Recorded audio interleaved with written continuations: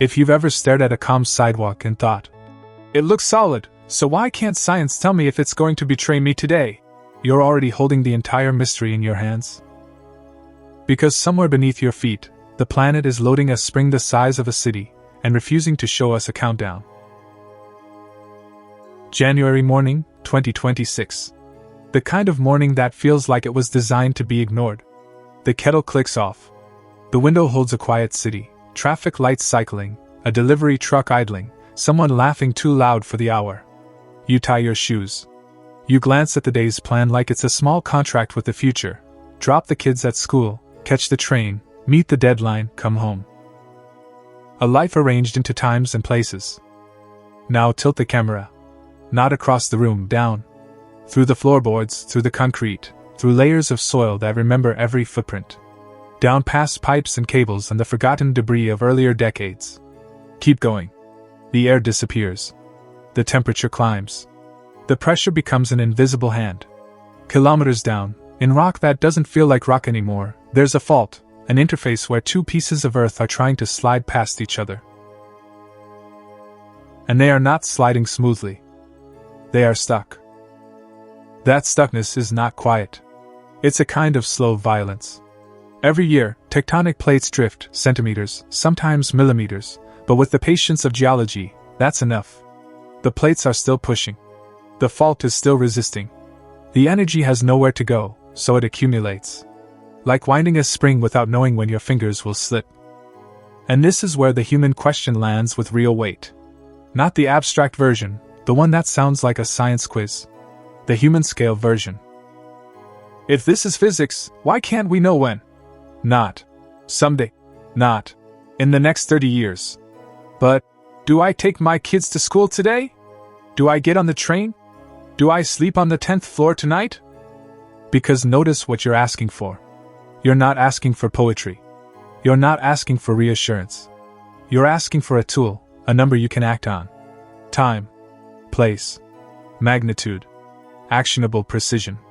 If someone says, "An earthquake is coming," your next question is automatic. When? If the answer isn't specific, it doesn't help you decide anything.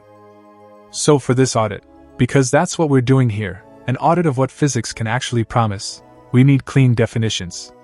Otherwise public trust snaps in half, not because people are irrational, but because the promise was muddled. Prediction in the strict sense means you can tell me the time, the place, and the magnitude with enough precision that I can change my day. It's a countdown you can bet your life on. Forecasting is different.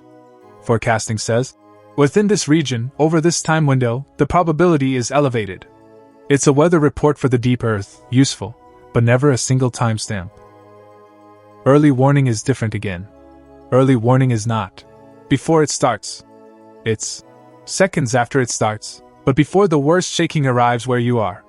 It's not prophecy, it's speed.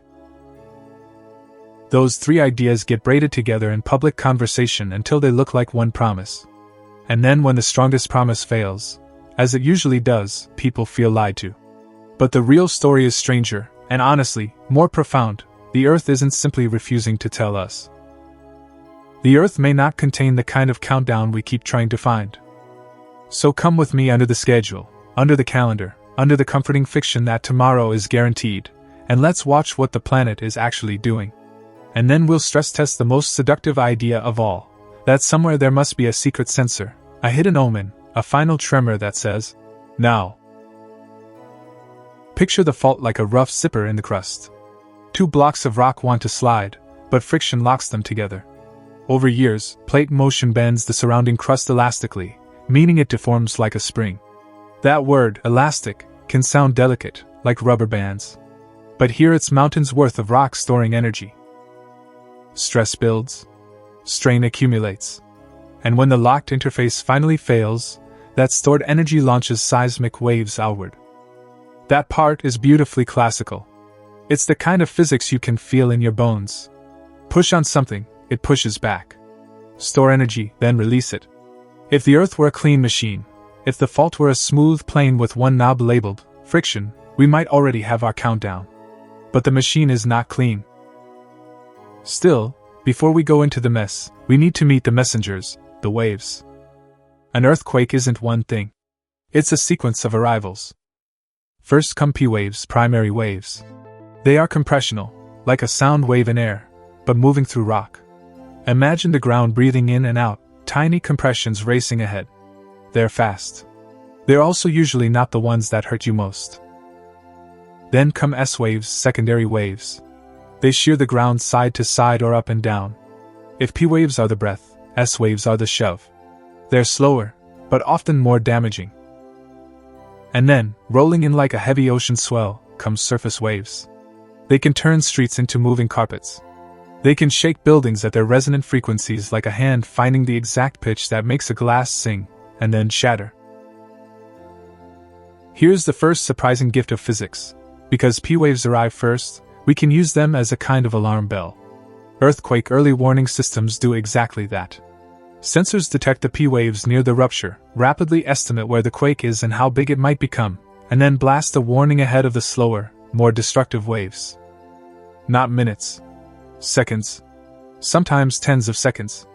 But seconds matter when you're moving high-speed trains, when a surgeon has a scalpel inside a body, when a chemical plant can close valves, when an elevator can stop at the nearest floor instead of trapping people between stories. It's not a countdown before ignition. It's the smoke alarm that screams the moment the first molecule of smoke reaches it. So early warning is real. It's physics, engineering, and communications moving at the edge of speed. But early warning is not what most people mean when they say prediction. Most people mean, tell me before it begins. And that brings us to the graveyard of precursors. For decades, really, for as long as people have lived on faults, we've searched for signs. Animals acting strangely. Dogs barking at nothing. Snakes leaving their burrows. Sometimes this is real behavior. Animals sense vibrations and cues we miss. But the leap from animals react sometimes to animals provide a reliable countdown is where the evidence collapses. Then there are radon spikes, changes in radon gas measured in groundwater. The story is tempting. Stress cracks rock, fluids move, gases escape. Maybe that's the whisper before the shout. But radon varies for many reasons: rainfall, groundwater flow, seasonal changes. You can find spikes without earthquakes and earthquakes without spikes. Correlation appears in some cases, and then vanishes when you need it most. Electromagnetic signals? Same pattern. There are plausible mechanisms. Stress rocks can generate charge separation. Fluids can change conductivity. But the Earth is electrically noisy. Storms, human infrastructure, ionospheric changes, our planet is a symphony of interference. The signal, when it exists, is inconsistent. Foreshocks are another seductive candidate because they're actually earthquakes. Sometimes a big quake has smaller quakes beforehand in the same region. But the trap is brutal. Most small quakes are not foreshocks. They are just small quakes. Only in hindsight, after the main shock, do we label them foreshocks. It's like calling the first drops, the start of the storm, only after the hurricane arrives. This is the key point, and it's worth saying slowly. A signal can be correlated sometimes and still be useless as a countdown. Reliability is not about whether something ever happens. Reliability is about whether it happens with enough consistency that you can stake decisions on it without being destroyed by false alarms and missed events. Imagine a smoke alarm that goes off every time you make toast, but stays silent during a real fire. You wouldn't call that a detector. You'd call it a noise machine. In earthquake science, many precursors behave like that. They light up the human pattern recognition instinct. They do not meet the audit standard for actionable prediction. So what about the fault itself? Surely if we understand the friction, we can predict the slip. Here we meet a phrase that lives at the border between laboratory clarity and geological chaos: rate and state friction. That sounds like a textbook. Let me translate it. Rate means how fast the fault is trying to slide. State means the fault surface has a memory. Not a memory like a brain, more like a scar. If you've ever walked on fresh snow, then walked the same path again, you know the second walk is different. The surface has been changed by your last pass. A fault is like that, except the snow is a gouge of crushed rock, minerals, and fluids under immense pressure. Every tiny contact point between the two sides of the fault grows, breaks, reforms, and ages with time. The interface evolves. So friction is not a constant. It depends on sliding speed, on how long the surfaces have been stuck, on temperature, on pressure, on fluids, especially fluids. Water under pressure in rock pores can act like a hidden hand prying the fault open, reducing the effective clamping force. And because faults live kilometers down, we can't easily observe those variables where they matter most. At this point, the story could go two ways. One version is comforting. We just need better sensors. The other is unsettling. Even with perfect sensors, the countdown may not exist in a stable, readable form. To choose which version is closer to reality, we have to do something humans almost never do willingly. We have to shrink our viewpoint until the big, clean picture dissolves into a crowd. Slow down with me now. Imagine we're in a lab-like quiet. Not silence, more like the hush right before an experiment. We take our mental elevator down through the crust again. But this time we stop at the fault, and we don't look at it like a line on a map. We look at it like a landscape. From far away, a fault looks like a surface. From closer, it looks like jagged mountains pressed together.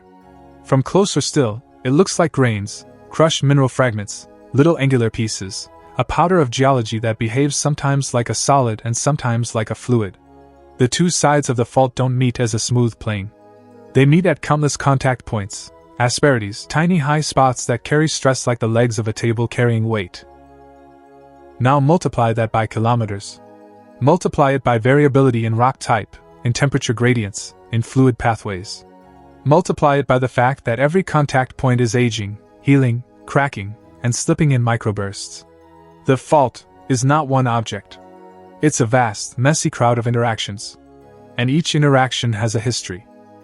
Here's a metaphor that stays honest. Trying to predict an earthquake by looking for a single countdown signal is like trying to predict the exact second a stadium crowd will start a wave, by monitoring one person's heartbeat. The wave is real. The crowd is real.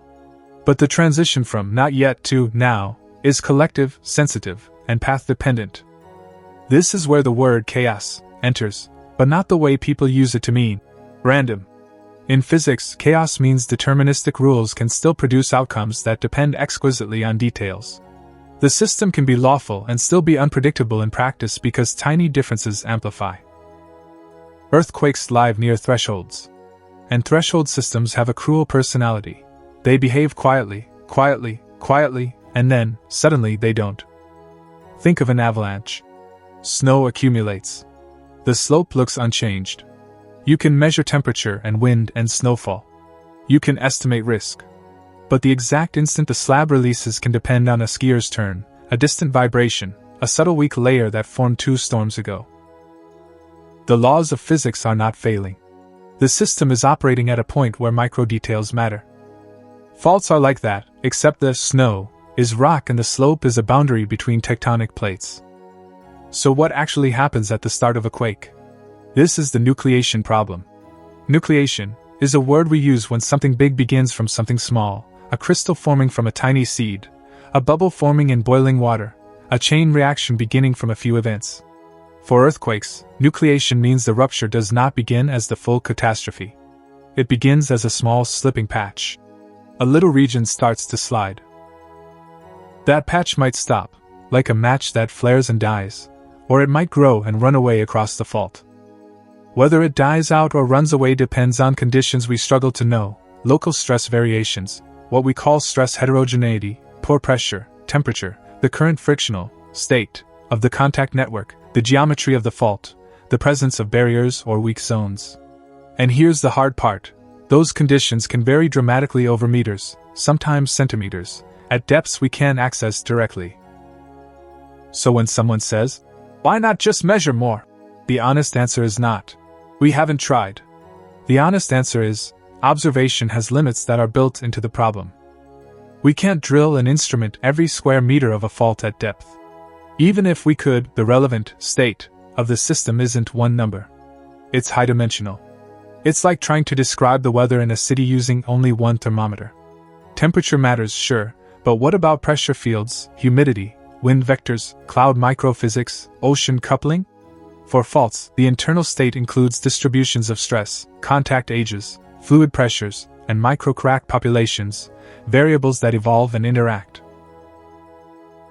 And now we arrive at the moment most people don't expect. It's not a trick, it's an alignment of physics and humility. You might be watching this hoping for the secret sensor.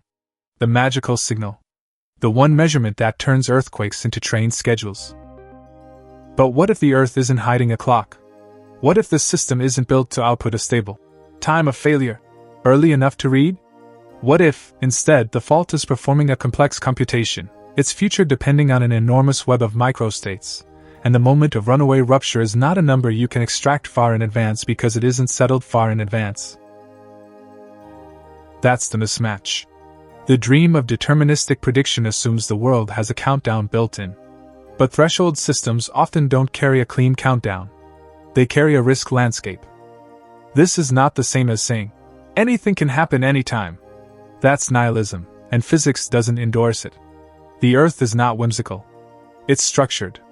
There are patterns. There are statistics. And the more you zoom out, over longer times, over larger regions, the stronger the patterns become. This is where the weather analogy earns its place, if we use it carefully. You can't predict the exact swirl of a cloud weeks ahead. But you can forecast seasons. You can say the probability of a hurricane is higher in certain months because the ocean is warm. In the same way, we can't usually say, a magnitude 7 will happen here at 3:42 p.m. on Tuesday. But we can say, this region has accumulated strain, this fault has a recurrence behavior, after a big quake, aftershocks will be elevated, over the next decades, the hazard is higher than in a stable craton. And if you're thinking, decades isn't what I asked for, I know. You asked for today? You asked for your kids and your train. So let's go back to that January morning. The kettle is still warm. The shoes are still tied. The city is still doing what cities do, pretending permanence. But now we carry a different kind of knowledge. Not the comfort of certainty. The clarity of what physics actually supports. If the ground won't give us a countdown, what does physics recommend we do, today, this year, in this new beginning of 2026? We start with probabilistic forecasting. Seismic hazard maps are not fortune-telling, they're risk accounting.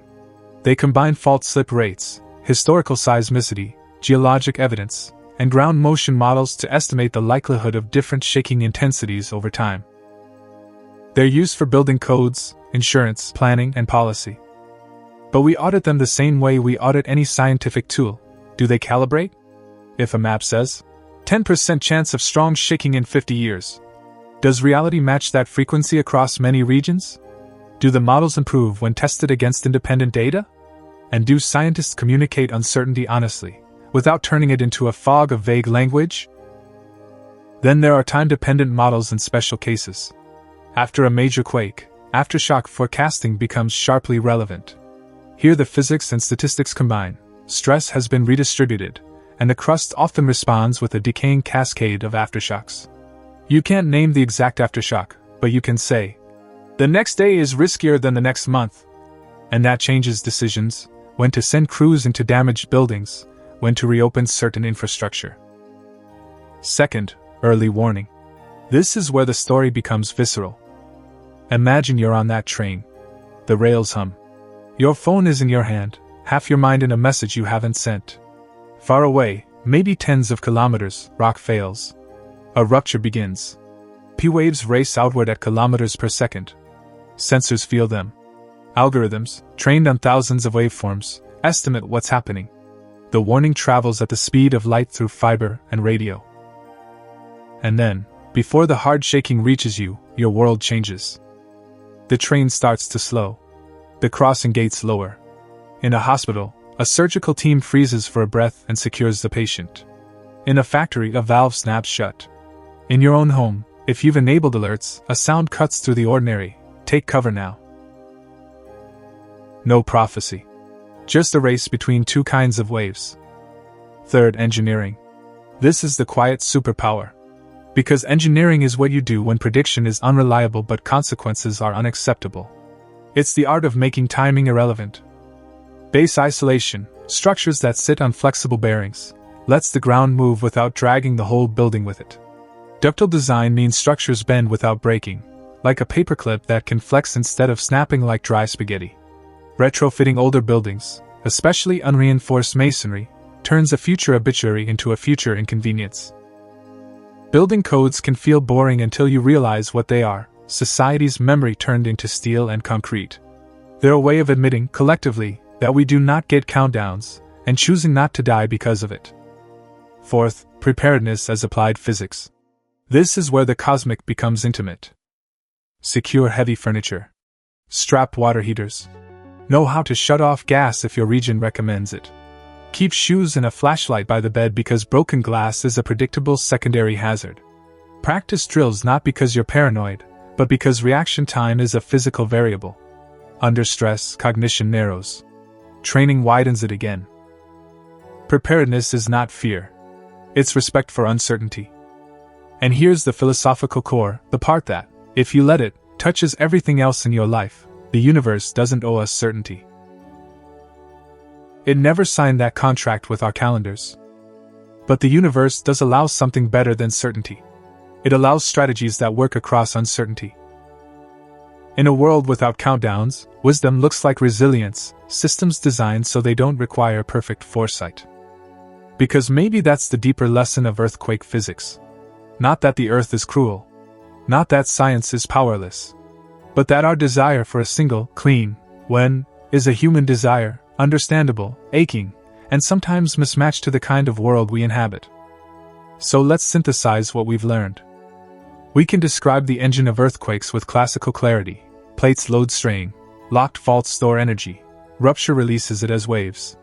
We can build early warning systems that turn the physics of wave speeds into life-saving seconds.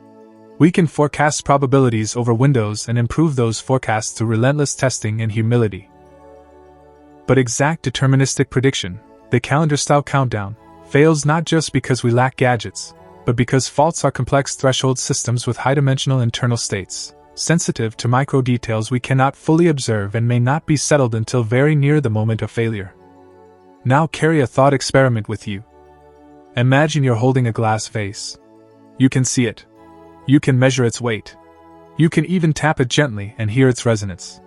Now imagine there is a microscopic crack inside it that you cannot see. You apply tiny stresses, day after day, temperature changes, small bumps, vibrations. At some point it will fail. You can say it's fragile. You can estimate risk.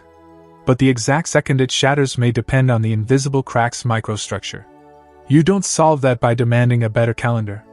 You solve it by changing how you carry the vase, or by choosing a container that won't shatter.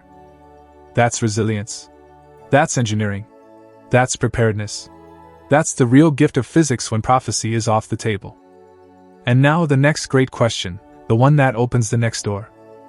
If one of nature's most violent events refuses to offer a clean countdown, what other parts of our lives have we built around the assumption that the future will give us a warning before it changes everything? If you want to keep going, I'm placing another investigation on the end screen. Watch that next, because it's designed to connect directly to what you're feeling right now, and it will deepen this idea of uncertainty into something you can actually use. And if you're new here, subscribe for a very specific reason. Every episode is an audit, what science can honestly claim, what it can't, and how to live intelligently in the gap. Before you go, what's your region's reality? Do you live near an active fault? And if so, have you enabled early warning alerts or done a simple retrofit or securing step yet? Answer with one sentence. I read them.